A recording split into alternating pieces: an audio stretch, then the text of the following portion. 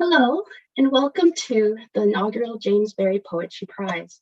I'm Teresa Muñoz, poet and research associate at the Newcastle Centre for Literary Arts, as well as judge and administrator for the James Barrie Poetry Prize.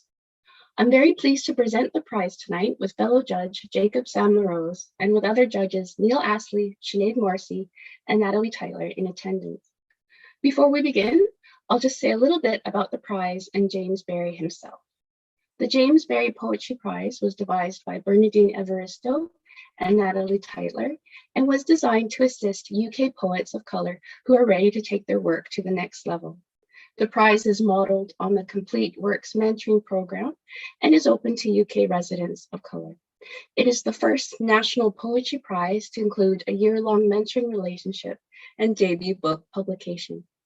This year, the prize is generously supported by Arts Council England, and as mentioned, the judges for this prize are myself, Jacob Sandleros, Neil Astley, Sinéad Morrissey, and Nathalie Teitler, and the mentors for the James Barrie Poetry Prize are Mona Archie, Mimi Calvati, and Malika Booker.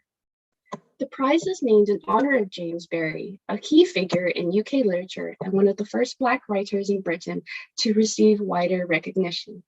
He emigrated from Jamaica in 1948 and took a job with British Telecom, where he spent much of his working life until he was able to support himself from his writing. He rose to prominence in 1981 when he won the National Poetry Competition. James's numerous books include two seminal anthologies of Caribbean British poetry, Bluefoot Traveller and News for Babylon, and A Story I Am In, Selected Poems, published by Bloodaxe Books, which draws on 5 earlier collections, including Windrush Songs, which was published to mark the 200th anniversary of the abolition of the slave trade. James also inspired and helped younger poets who came after him, most notably Raymond Antrobus and Hannah Lowe, both shortlisted for this year's T.S. Eliot Prize, who returned the favor by giving him their personal support in his later years. This first year of the prize has been a great success. We received nearly 100 entries and have whittled it down to the wonderful 7 poets you're going to see here tonight: Jiffa Benson, Asma Jama, Casey Hill, Minion Huang, Marjorie Lotfe, Yvette Siegert, and Kim Squirrel. The 3 equal winners will be given year-long mentoring during 2021 to 2022, and their debut collection with Bloodaxe Books will appear in 2023, and they also will be awarded a royalty advance of £1,000.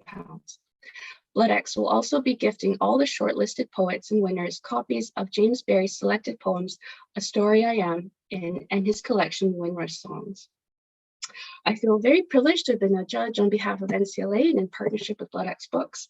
The range of poetry we encountered was truly inspirational and was a joy to read. There were poems set in all corners of the globe and which explored issues of language, family, prejudice, political warfare, exile, and imprisonment.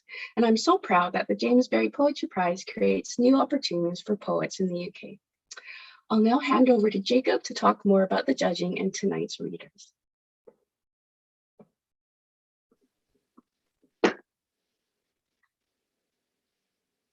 Hello and good evening. I am Jacob Sandleros. I am, as has been introduced, one of the judges for the prize this year, and I'm so honoured and proud to be a part of the process. I've said before, but I was really happy to receive the invitation when it came in. I told Neil that completely coincidentally, I had my copy of James Barrie's Bluefoot Traveller in line of sight on my table as I came to the email that was inviting me to be a part of the process. And I considered that as a sign that I should instantly accept the invitation. The judging process itself was really very civilized and efficient, I think it's fair to say. As with the best of these processes, it was a joy. a joy to spend the time focused on the submissions that we received, and to then go on to discuss those submissions and see them through the lenses of my fellow judges' perspectives before settling on the final decisions that we felt represented the work. And obviously I doff my cap and send a nod to my fellow judges, Neil, Sinead, Teresa, and Nathalie. From ekphrastic poems that engaged with the photography of the Mexican artist Graciela Iturbide, to a poem drawing on the words of a Muslim grandmother when offering a crucifix to her Methodist daughter, we encountered a broad body of work. Poems that referenced Corinne Bailey Rae, Rodin, prison, physics, and fungal networks. I think I found exactly what I wanted to find through this process. Diversity is, in our time, a word that's used, I think, perhaps too often, so overused perhaps that it almost becomes meaningless, as important as it continues to be. But that notion of breadth and the range of voices and the poetic stances, that's what I really will take away from this judging experience. I've been left with a sense of excitement for the work that I've had the pleasure of reading, an excitement for the ways in which the selected poets will continue to grow through the opportunity that this prize represents, but also a sense of excitement for the work that this prize can, and I hope will, continue to do in the future. So it falls to me, and I'm very mindful of time, and the fear of running over time has been put within me quite solidly. So to stay within appropriate time, it does fall to me now to introduce first the shortlist. These are our 4 shortlisted poets who will be sharing work with us this evening. Each of these poets will be reading for 4 minutes. And in this shortlisted section, we have Jiffer Benson, Minion Huang, Asma Jama, and Kim Squirrel. I'll begin by introducing Jiffer. Jiffer Benson is a multidisciplinary artist whose work intersects science, art, language, the body, and ritual, which she explores through poetry, theatre making, performance, curation, essays, and criticism.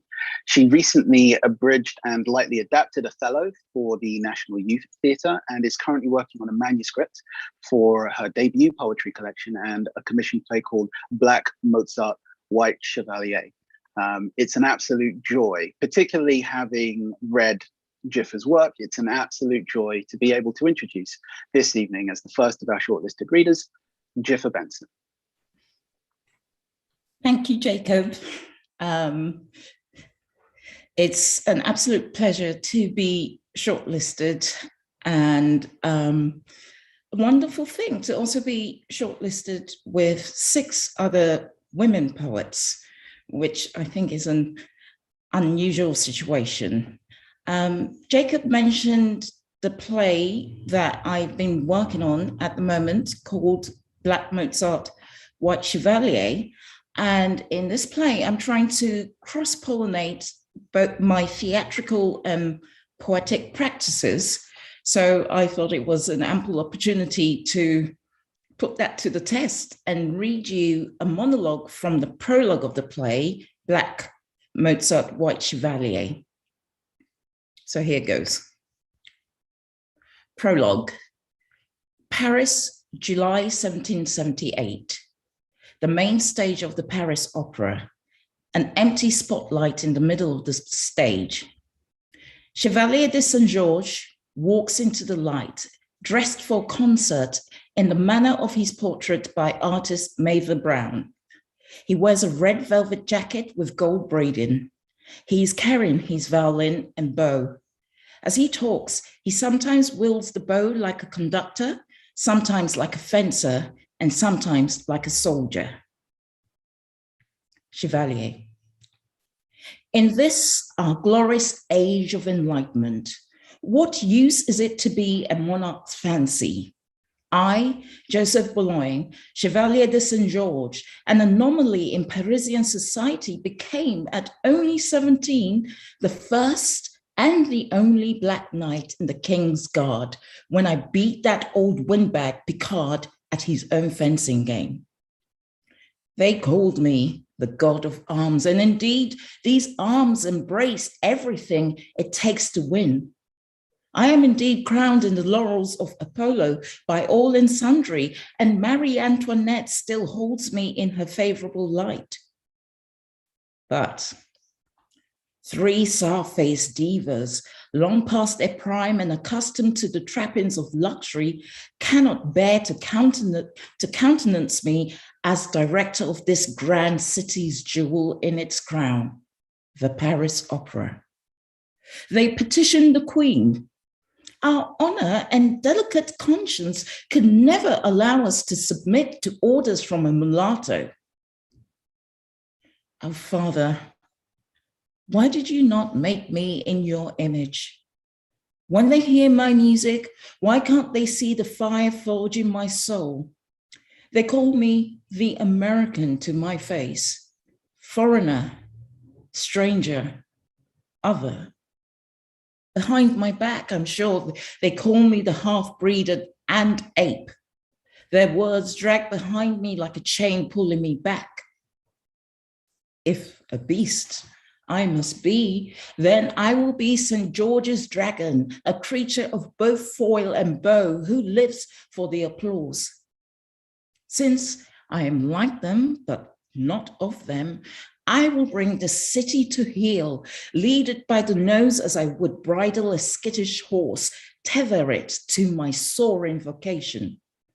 Yes, I will be the best, all the colors in one. This shunned skin, this banned body will be the Black instrument of my glory. En garde. He lifts his bow, starts playing bars from his violin concerto in A major, Opus 7, number 2. Thank you. Thank you, Jeffa. Thank you so much. I'm going to move on to our second shortlisted poet. And I bring to you now in this moment, Minion Huang. They grew up in Cambridge, UK. Their work appears in Wildness, Palette Poetry, Electric Literature, and elsewhere. They are a PhD student at the University of Oxford, and it gives me some pleasure and joy to bring notice to the fact that they are also a Barbican Young Poet, which is a program I hold quite close to my heart. I loved something that Minion wrote about themselves, in that Minion wants to believe that poetry can help us to imagine and create new, more expansive ways of relating to tradition, history, each other, ourselves, beyond such processes as appropriation, assimilation, domination, erasure, exploitation, extraction, and suppression, beyond all such legacies of harm. What more needs to be said? I bring to you Minion Huang.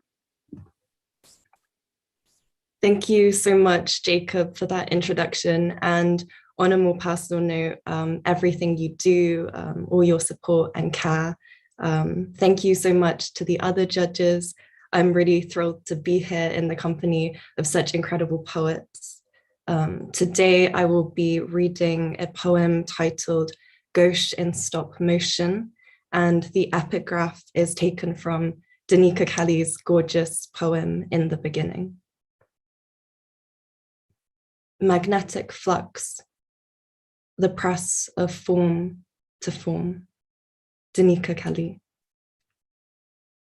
I shall not pretend to have made more than cursory attempts to understand the laws of physics.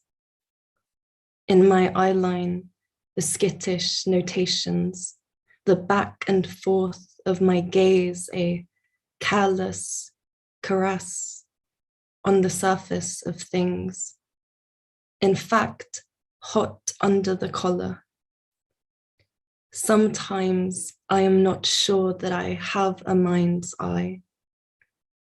In the murk of aphantasia, I hear the clicking of shutters, the dark frames of feeling, motion, being, the brush of ink on ink. And ink is not ink, but the attenuation of light by the skin.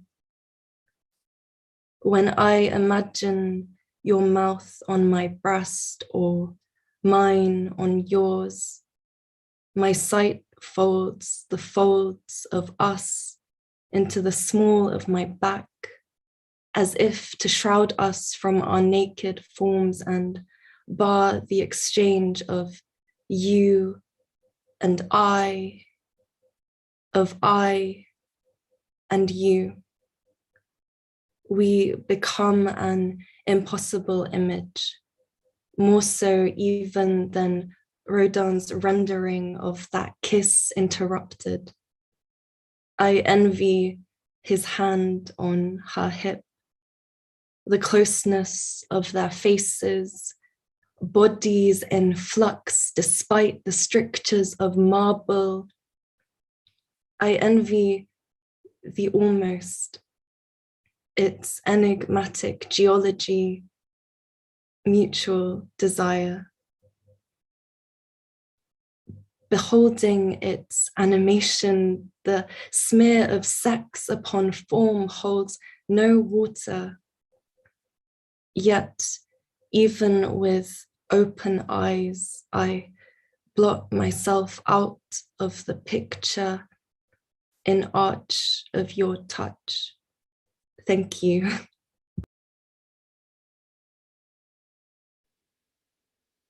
And so the evening continues.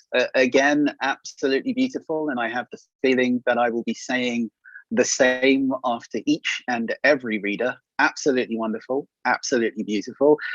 Minion Huang right there. I'm going to move on to our next reader for this evening. And we have a slight shift in the way that you are receiving these poems and this work. We're going to shift from this sense of reading through the live sense of streaming to a submitted video for this next sharing of work. And this next body of work is going to be presented by Asma Jama. Asma Jama is a Danish-born Somali artist, poet, and co-founder of the feminist art collective Dakan Collective. Most recently, they were shortlisted for Brunel African Poetry Prize and Wasafiri Writing Prize, and longlisted for the National Poetry Competition. I was particularly drawn to some of Asma Jama's intent and goals and investments in poetry. The notion of poetry as a way to connect with ancestors and elders, the notion of poetry as a way to understand the world, the notion of poetry as a way to bridge a gap created by displacement, as a way of being in the diaspora and trying to remake something with the language available. We are now going to hear from Asma Jama.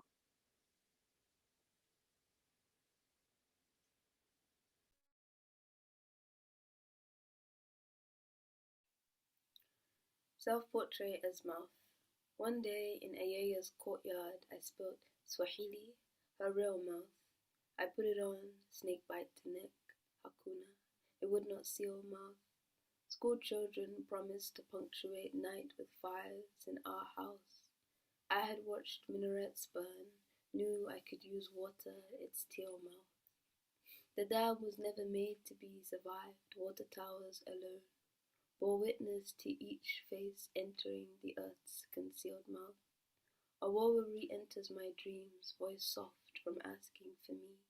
He leaves, my gullet folds into fabric. Say it was real mouth. Bilal was the only black man Allah loved like a loose tooth. let him turn pylon and convene, gave him his I can heal mouth. Upti archived, each voice now gone on tape, and I ask to listen. His palms water, I don't want to hear his still wet real mouth. A child named for somebody once living will be born leaving here. No one knew till Abdul tore his cheek out, no cry from his steel mouth. A platoon of soldiers turned my uncles into ink every night. I played shadow, prayed, Asma be still, don't reveal mouth. This next poem is Abecedarian asking for witness. Awowe, we heard you went into the night like a drone does, bared bones and still searching for land. I held lamps and marked our coordinates for days until my palms lanterned with wound fluid, drained and caved. I lay in my room. I won't pretend I prayed each day or at all to God. You were his netted koi. He left you faint and struggling for months. Let water turn air, turn water again. God more saw than salvation, more wealth than way. I enter the sea, hands aloft, already asking for witness. Awowe, who left as a drone does, in static silence. Abba folded when he heard and stayed in sajda whispering, give him Jannah. His body an archive of before, of the bees he chased off his brown knees, now mounds from their mouths. Didn't you order him to kneel in the sea? Didn't you leave him knelt till sun, no longer saving face, bowed, shrunk to lone moon, asking for witness? Awowe, you left and took sleep, left palms emptied and shaking all night, lantern-like pressed to throat, then finding a slippage of silver knives, then every open second floor window, asking for witness. Abba held my arms in the psychiatrist's room, waited as she asked how many times I had wanted to leave, waited quietly as I lied, marked as Majnun, as medicate. We walked home to rest, to placid leg, to self-containing body. Awowe, I was born exiting, I chose to stay. That day you called, I heard your breath surrender in your lungs for the last time, and I still told Abba stay. I let you slip into your death unwitnessed. I still see the photo of your body, the violent blue of your pupils' old water. I keep dreaming our bodies are oceans, that we try to drown each other. I watch you fill my pockets with herb and it leaves.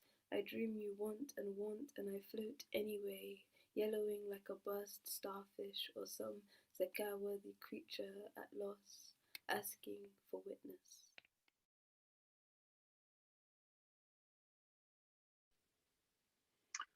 Oh my goodness, that was Asma Gemma.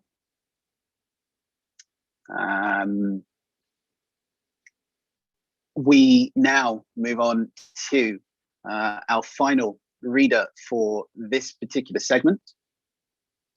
And that final reader is Kim Squirrel. Kim Squirrel is a multidisciplinary artist and a writer, and has worked in land-based arts and education for over 30 years. She is currently working on long-form prose and poetry projects inspired by cultural and family history. Her work, both in writing and art, continues to search for ways to bend language, form, and material in order to explore difference and similitude, and speak of a self that is many things at once, but also how we engage with race and what it means to be scrutinized, and the double-edged blade of what it means to be visible. I'm excited for all of these things in Kim Squirrel's work, and I look forward to hearing what it is that Kim will be reading this evening. Thank you, Kim. Thank you, Jacob. I'm firstly going to read, I've been revisiting old poems and I call them notes to a younger self. This one is walking home from school. For days they prize up paving slabs along your road, workmen stripped to the waist, roasted skin slick with sweat. You walk past them with a caution reserved for unchained dogs, fold arms across your breasts. When they make a noise in their throats or say a word, you blush to your fingertips, down your legs. Anger bubbles in your gut. Untie your hair. Let it loose.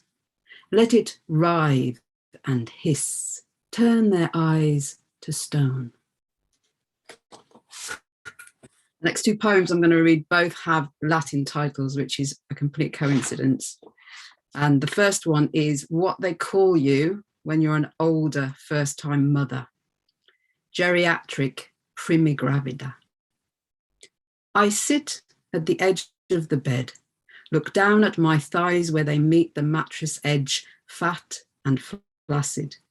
I hold them, fingers spanning just above the knee, and joy fills me up that such a body has carried him. Muscle, bone, tendons, hinged joints, the stuff of lubrication, blood vessels finding their way, fallopian tubes floating like stems of ranunculi, ovaries, seed heads packed with nations.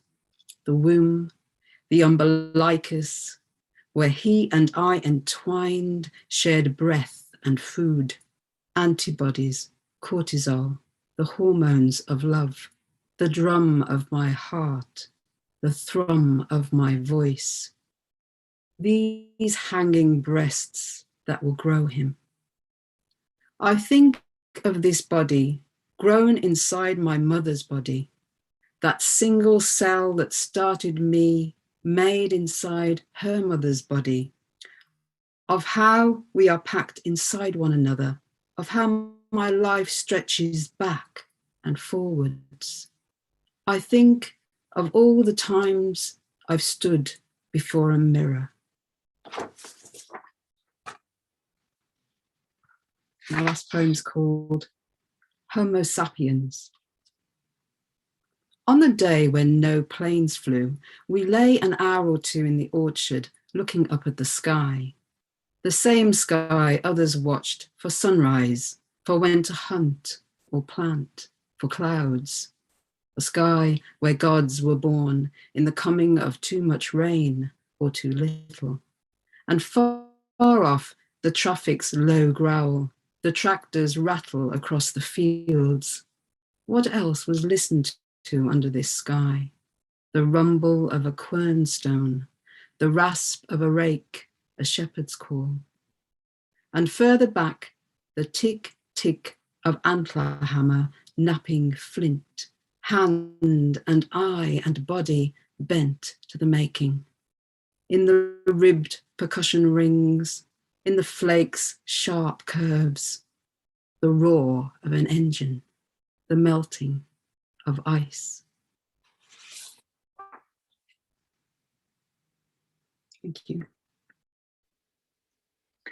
Thank you so much, Kim Squirrel. I said it earlier, kind of partway through the readings, that I suspected that after each reading we heard, I would be offering words such as absolutely beautiful, absolutely wonderful work, and I told no lie. This is the thought that escapes from me at the end of each of these readings, and I'm sure you all watching at home in front of your screens are feeling much the same. That was our first round of readings from our shortlisted poets. We heard from all of our shortlisted poets in alphabetical order by their surnames. And we are now about to move into the readings from our overall winners for this evening. Our overall equal winners, who will again be reading in alphabetical order by surname.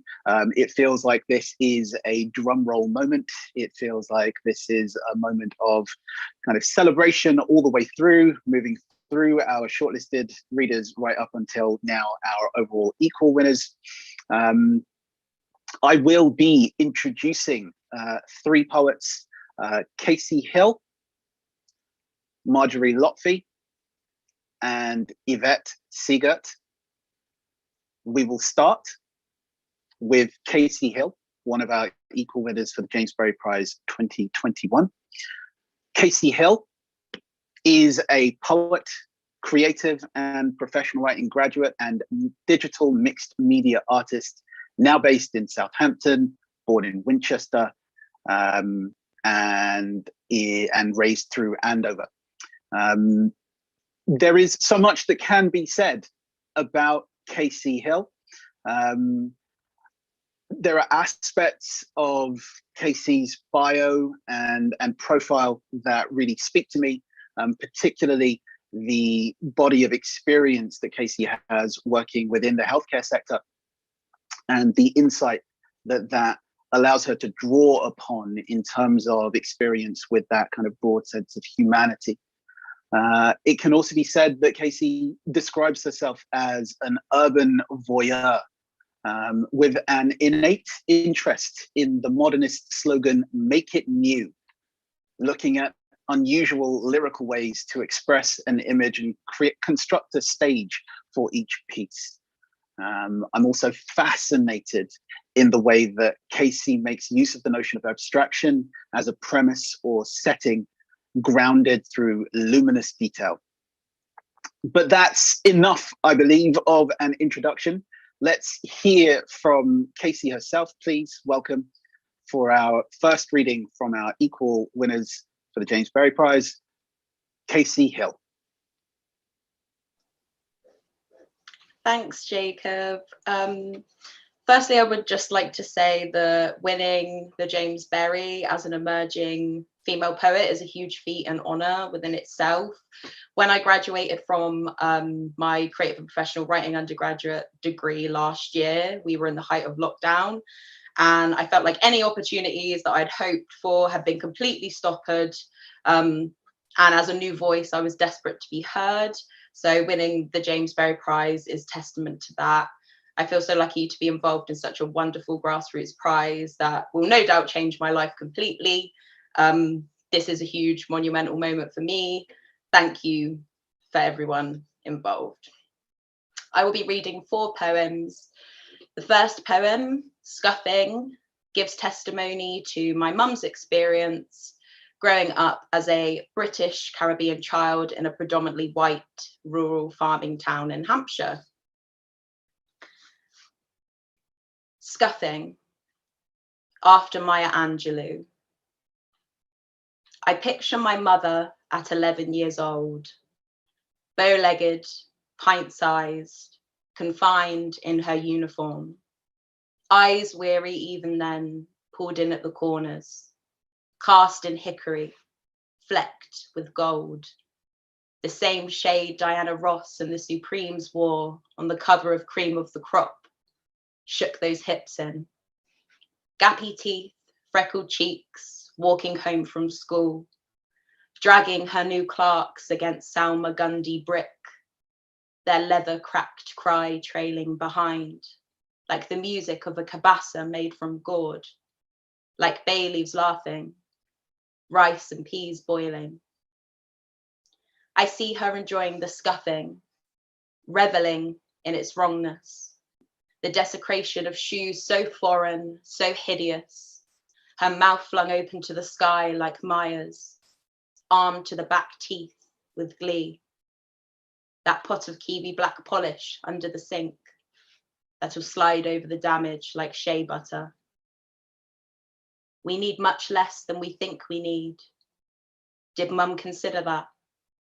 Did a guilt seed bloom, nestled between mince roly-poly, mash and veg, coiling like Bantu knots? I see her playing out the trouble she'd be in, hearing it like an echo in an aluminium can. Great Nanny's voice rearing up over the ruins, the crime scene, then simmering down to a tiny puff of steam because she's 11, grown a god. The next poem I'm going to read is a reflection on the first time I visited my dad in prison. Day visit at HMP Earlstoke. We're 90 minutes into our voyage and everything is melting.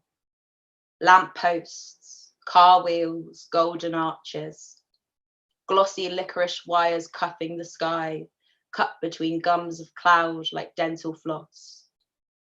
A decrepit old village police station whose sign affirms lie. Pot-bellied bins and flies, cyclists in high vis and red numbered cows herded onto the clipped green, nervously awaiting a downpour. One droplet falls on my eye, my pupil reflected in the window inside a soup of motion where the world and everything in it has coalesced into this unknowable, unsayable grey void. Then he surfaces, past the jangle of cables, lights and uniforms. It's just our family left. Awkward silence, a single hug. Curious, isn't it? How we come to find our inheritance whittled in skin. Driving away, Corinne Bailey Ray's Girl Put Your Record On crawls over the back seat, gnaws on something deep, folkloric. It settles in my eardrums like rain spittle, like someone else's story. In essence, the next poem I'm going to read is an ode to my partner, who I like to call my muse. Driver's mate. A driver's mate travels with the driver of a large goods vehicle, truck or van, helping to load or unload, assemble or dispose. Litter clings to your ankles like Marley shackles. From my clammy window, I turn to standing stone, solidifying the image like a painter or a thief. I watch you step off into blackness, study your hands, gloved, fluorescent, busying the wheel, feeling along its scuffed teeth, then pausing, where the fingers know what they know, used to probing the skins of peaches. In the dark which dares to call itself morning, I note your almond head, asphyxiated by its surgeon's mask. Then off you go, helmeted, camouflaged, except for the red light blinking off, on, off, on, off, on, throbbing out of the depths like plasma. And the cup of your clear white face gone after a moment, further into that bottomless street. I hope that you are warm. My dressing gown is still wearing your shape. From our bed, as I fold in on myself, outside glints saffron yellow, lit by electrical sentries. The last poem I'm going to read was written in the height of lockdown when I was working as a support worker for adults with mild learning difficulties. Our faces. I soak the flannel, wipe over the salt caves of sleep clutched in your eyes as in the corners. You hate this part the most, when light is temporarily banished. I understand the helplessness, why you shake with fear until the world sets into focus. You laugh as I hold out my hands, my blue plastic wrapped fingers, and try a few aimless notes, vows bouncing all around us, a mirage of floating faces reflected in white tile. You look over me with your small, ripe eyes and those endless black pupils, creased lids pulsing like you're trying to say something. I'm listening, but I'm still unable to decode the message. And you cup your wilting hands into ramekins, one for each of us, as if to say, I know you see me. I see you too. Thank you.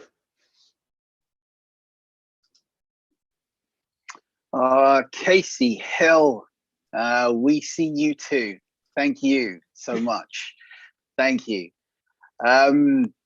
Somewhere in the digital ether, it occurs to me that there may be comments being made. So I'm not currently viewing the YouTube kind of end of this event.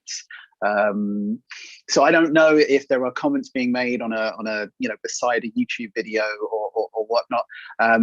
But however it is that you may be viewing this event, however you might be able to do so, please do sing these poets' praises. There is some fantastic work being shared this evening. And again, I go back to what it is that I said earlier in terms of the excitement that I feel, in terms of not just what it is that we are hearing now, although that's obviously a part of it, but also what we will continue to hear from these poets as they move forward. It is now time to introduce our second reader from our selection of equal winners for this evening. I am going to introduce you to Marjorie Lotfe. Marjorie Lotfe's poems have been published in journals and anthologies in the UK and the US, including The Rialto, Gutter, Ambit, Magma, Rattle, and Staying Human. They've also been included in the Best Scottish Poems 2021 and performed on BBC Radio Scotland and BBC Radio 4. Her pamphlet Refuge, Poems About Her Childhood in Revolutionary Iran, was published in 2018. She's been the poet in residence at Jupiter Artland, Spring Fling, and the Wigtown Book Festival, and was commissioned to write Pilgrim, a sequence about migration between Iran and the US for the St. Magnus Festival in Orkney.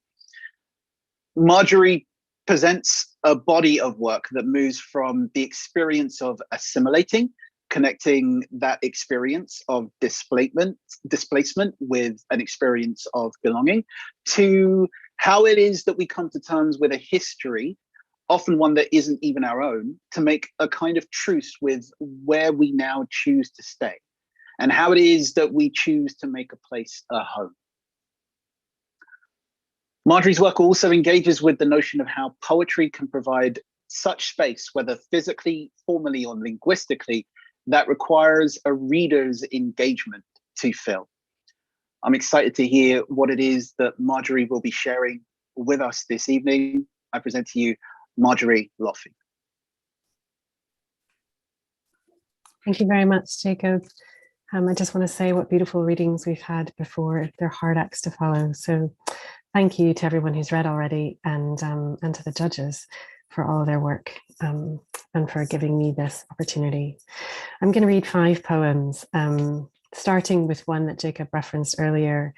It's about the time when my mum, who's an American blonde Methodist, arrived in Tehran in the 70s, and my devoutly Muslim grandmother presented her with a crucifix and said, "It doesn't matter what you believe as long as you believe in something."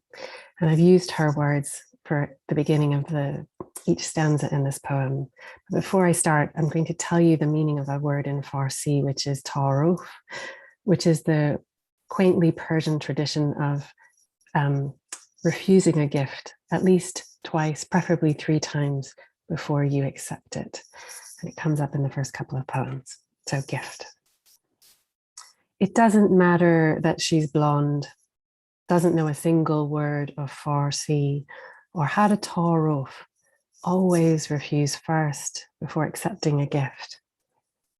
What you believe is your own trouble. Not one of us understands all the words of our mother tongue. Look at the eye, my father told me. Watch it speak. As long as you are here, I will be shelter. Believe in something.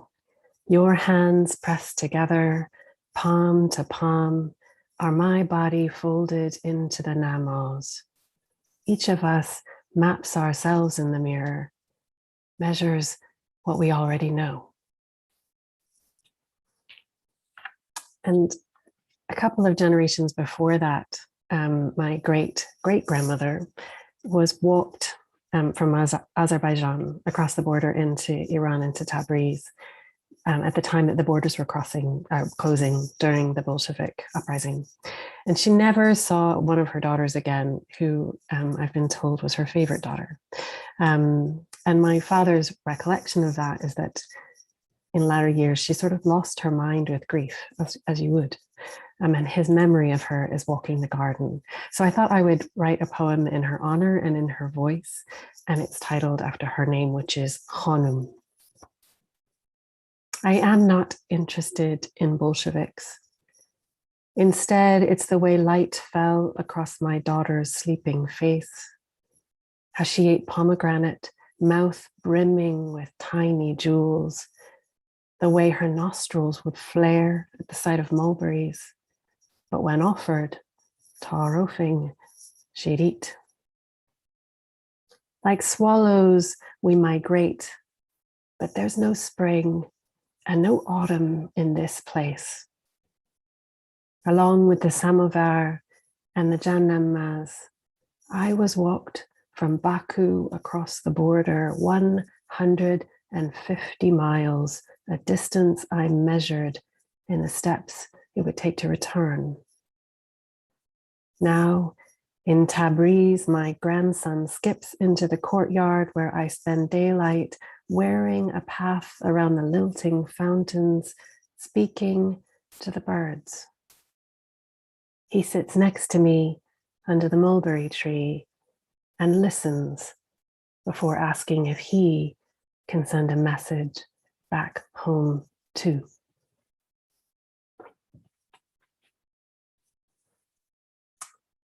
And on a similar theme, about a year ago, a collective of women that I write with, the 12, were commissioned to write in response to the work of Emma Hart, an artist at the Fruit Market Gallery in Edinburgh. And this next poem is a response to one of her pieces. It was all about journeys and cars and street signs. And a couple of things I was really taken with was her depictions of rear view mirrors were always in black and white. And there were quite a lot of headlamps as well. So I'm just giving you those images. It's called Headlamps. She tends the two lights, left and right, of her headlamps. Doesn't care for newsprint or radio, reports of blazes, the world on fire. She can't see the end, which house will be her last, or which country. She doesn't worry about endings, but light, its absence. The cracking filament, its cocoon of glass-like plastic snapping open under the weight of a stone or an animal's skull, one slow black wing. She doesn't tend what's behind, refuses to look in the rear view mirror with its clarity of black and white. She lets the red lamps of hindsight burn out when a road she's already forgotten. The car is a womb and she is unborn. Where are you from? People ask. She refuses to say.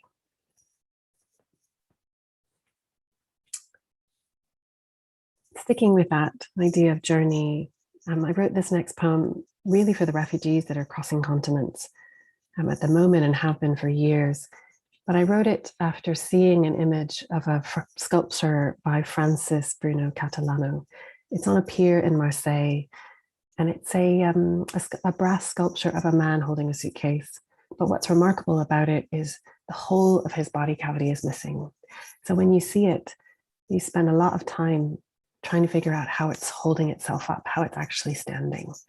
And I thought it was a good image for this poem, which is called Refuge. Take out his heart, lungs, one arm, the whole of his belly, and the strap of belt that holds it all in place. Let the lighthouse beacon throw its false light through him, promise a safe passage. Take out his thighs, but leave his knees to buckle at kindness and the lack of it. Don't loosen his grip on the suitcase, it holds all he owns. Instead, nail his feet to the planks of the pier and let him try to take another step.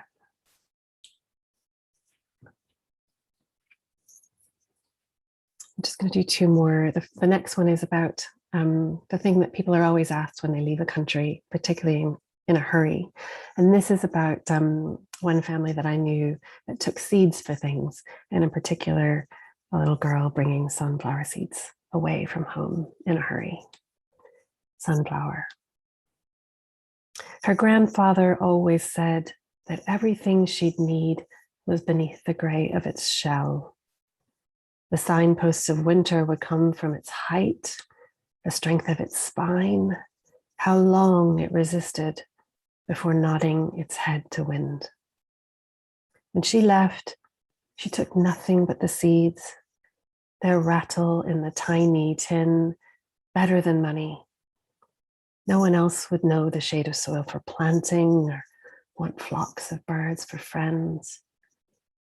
Now, she sleeps with them under her pillow where they grow into her dreams, stakes to lean against on each crossing, and wakes looking for yellow petals tangled in her hair. And the last one is about home. It's called Home, but it's actually about a crabapple tree that was discovered on an uninhabited island off Shetland, which is the northernmost set of islands off Scotland. And scientists think that that tree or some version of it has been in that spot since the Ice Age. It's a mystery about how it got there, but I used it as an inspiration for this last poem, Home. This I understand, the instinct to cling at any cost to the place you are rooted, to see another season through, though the others seed elsewhere. Your own young move with tides and summer squalls. Even in this sedentary act, you push the limit. Winter becomes summer, becomes winter, and you are steadfast on your crag, your outcrop. You bear fruit for yourself. There is purity in solitude. No one hears your language, the shape of your limbs against a darkening sky. You question the need to grow against the wind. Despite what they say, there's no mystery in simply holding on. But what is home, if not the choice, over and over again, to stay? Thank you. Marjorie Lotfe, thank you so much. As you said at the beginning of your reading, yes, your fellow readers have been hard acts to follow, but follow you have, and in your own inimitable fashion. And I love that note on the tradition that you referred to at the beginning of your reading. If we can consider your poetry to be a gift, I think anyone would find it hard to refuse, even in spite of any well-meaning tradition. So thank you so much once again, Marjorie. We are going to move on to our final reader for this evening. Again, the third of our equal readers. Yvette Siegert is a Latinx poet, translator, and critic. She is the author of Atmospheric Ghost Lights, selected by Monica Yun for the 2021 Poetry Society of America Chapbook Fellowship Award. Her work has received support from Canto Mundo, Ledbury Poetry Critics, Macondo, Breadloaf, Arts Council England, the National Endowment for the Arts, and the Visible Communities Programme at the National Centre for Writing. In Yvette, we come to poetry as a matter of life and death, as a private language for greeting the sun, celebrating birdsong, and for grieving our dead. We come to poetry as a way of learning. We experience a poetry of increasingly difficult histories through personas, dialogue, erasure, cross-language experimentation, and docu-poetics. And we find a poetry that exists as a radical act of translation that can transform our understanding of history and language itself. Please welcome our last equal winner and our last reader for this evening's event, Yvette Siegert. Thank you, Jacob, Teresa, and all the poets who just read. We're poets, and I think as a poet, I can say that the words overjoyed and honored don't seem to go far enough for what I feel. I'm so deeply grateful and so deeply hopeful. This prize is truly life-changing. I need to thank the judges. I need to thank Bloodaxe and NCLA and Bernardine Evaristo and Nathalie Teitler and Arts Council England. I'm really grateful to my family who gave me poetry and Mama, and to the communities that nourish me. My heart is very full. The first piece I will read is written in the voice of an infant sister who died before I was born and whose name I inherited. It's a kind of rewriting of the opening lines of the Iliad, but set in Los Angeles right before the eruption of the civil war in El Salvador, where my mother is from. So the war is one of the central themes of my manuscript. Valley Girls. Los Angeles, late summer, 1979. The Santa Anas singe the valley. All year, I wait for winter to be born. I hold my unformed lungs up to the light, airless heat, the fading fractal tracheal buds cramp like bonsai, blotching in a satin box. To name me was to name you without knowing, like Theo, male ordering holy water from the Jordan to make me little evening well. There will always be too much wonder, too much work to do. Sing, my strong grieved sister, of the wrath of this long summer. Sing for me, sing me.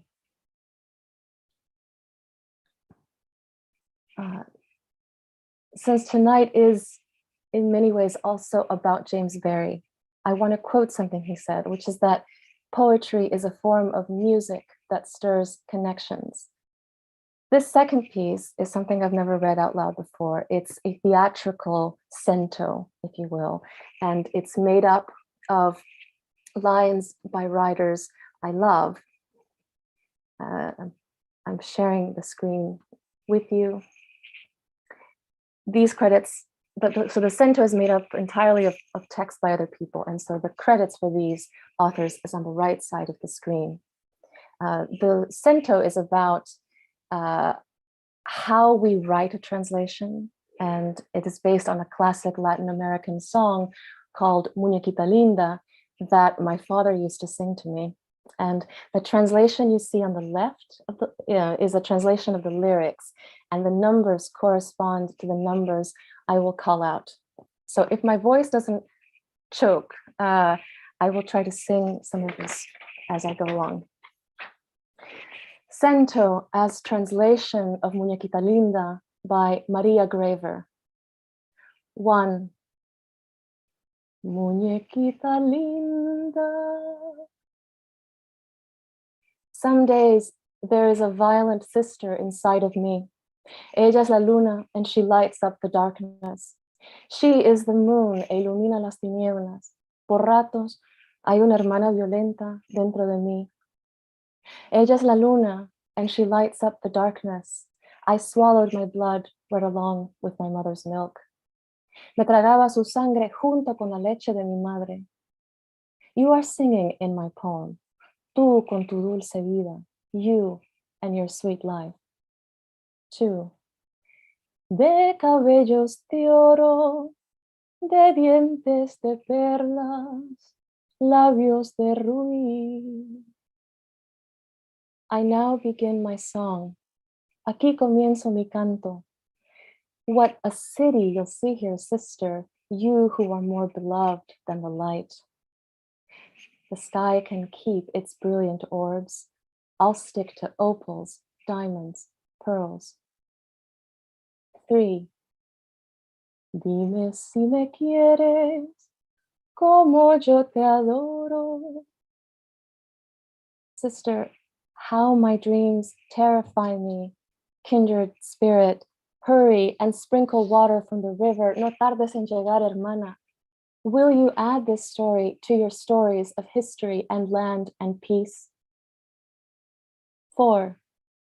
Si de mí te acuerdas, como yo de ti. Ghosts stand in the street where we are.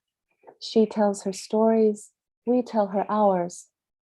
If I was able to foresee this great grief, that I may find all mysteries, sister, I think I found a way. 5. Y a veces escucho un eco divino que envuelto en la brisa parece decir. Shadows in the house. The boards of the floor whisper my mother's milk. Hear the house breathe. Shadows in the corners and on the stairs. Her ghosts, they belong together and differ from one another. A wondrous gift. 6. Si te quiero mucho, mucho, mucho, mucho. Hear the house breathe. You are sick. They belong together and differ from one another, like aromatic elements in chemistry. A veces caminan unidos, cambian ideas y se van separando de nuevo, reorganizando lo viejo. Her ghosts stand in the street where we are. She is the moon, ilumina las tinieblas. 7. Tanto como entonces, siempre hasta morir. Sister, how my dreams terrify me. A pyre, I thought I had died and that death meant repeating a name forever. No tardes en llegar, hermana muerte. Don't be long, dear sister death. Think of the letters that we write our dead. Hear the house breathe. You are singing. Before concluding, and I'll just read one more poem. Before concluding, I wish to thank everyone who tuned in this evening. I wish we could celebrate in person. To quote the immortal James Barrie once again, zoomily, zoomier, zoomity, zoom, zoom. Immortal lines.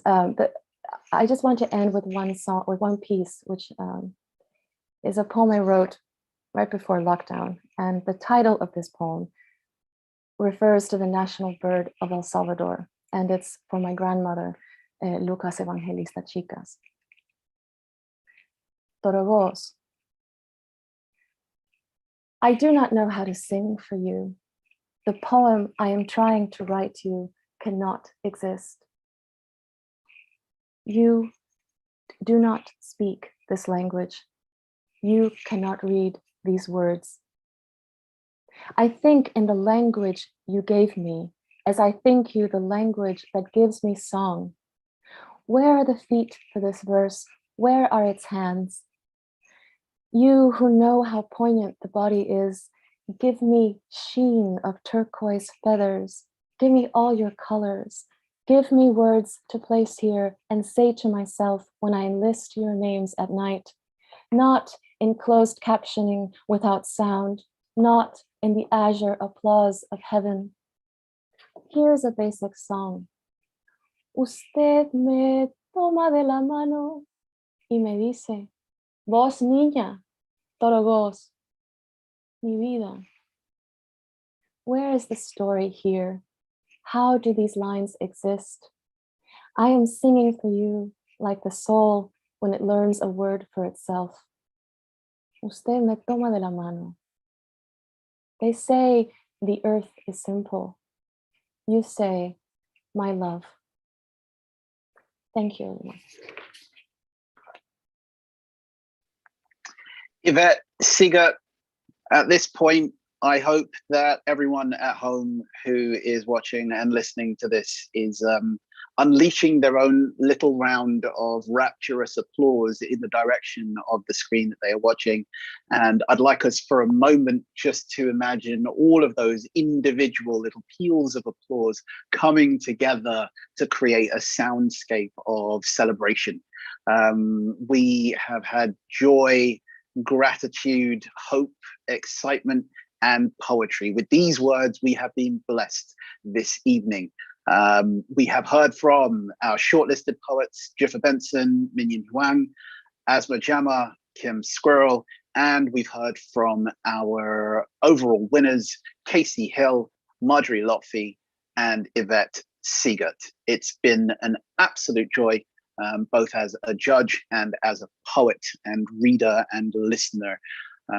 I thank all of the poets who've read this evening, and I hand back over to Teresa Muñoz to round us off. Thank you, Jacob. That was wonderful. And thank you to all the readers. All of the poems tonight were so passionate, and it was a very moving experience. Thank you again to Jacob for your insightful and beautifully rendered intros. Thank you to Pete and Melanie for their hard work behind the scenes. And a massive congratulations to all the poets tonight, Jeffa, Asma, Casey, Minion, Marjorie, Yvette, and Kim. And thank you to our wonderful audience out there for supporting these poets tonight. We're going to end with a video of James Barrie reading his poem, England Voice. Have a delightful evening, and thank you to everyone tonight.